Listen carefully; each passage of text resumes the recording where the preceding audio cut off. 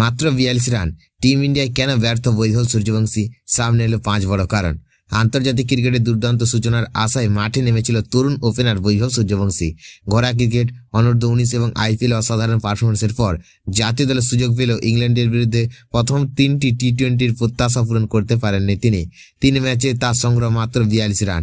প্রথম ম্যাচে 14, দ্বিতীয় ম্যাচে 13 এবং তৃতীয় ম্যাচে মাত্র 15 রান করেন বৈভব। যদিও তার স্ট্রাইক রেট 168, তবুও বড় ইনিংসের অভাব স্পষ্টভাবে চোখে পড়েছে। বিশেষজ্ঞদের মতে এই ব্যর্থতার পিছনে রয়েছে একাধিক কারণ। প্রথমত, নতুন অধিনায়ক শ্রেয়াস আয়ারের নেতৃত্বে দলের ধারাবাহিক ব্যর্থতা এবং ড্রেসিং রুমের চাপ একজন তরুণ ক্রিকেটারের আত্মবিশ্বাসে প্রভাব ফেলেছে। দ্বিতীয়ত, অভিজ্ঞ ব্যাটারের জায়গায় সুযোগ পাওয়ার প্রত্যাশায় চাপ অনেক বেড়ে যায়, যা স্বাভাবিক খেলার বাধা সৃষ্টি করেছে। তৃতীয় কারণ হিসেবে উঠে এসেছে তার শর্ট বলের বিরুদ্ধে দুর্বলতা। ইংল্যান্ডের পেসাররা বারবার সেই জায়গায় আক্রমণ করে তাকে সমস্যায় ফেলেছেন। চতুর্থ, ইংল্যান্ডের সুইং বাউন্স সহায়ক কন্ডিশনের সঙ্গে দ্রুত মানিয়ে নিতে পারেনি বৈভব।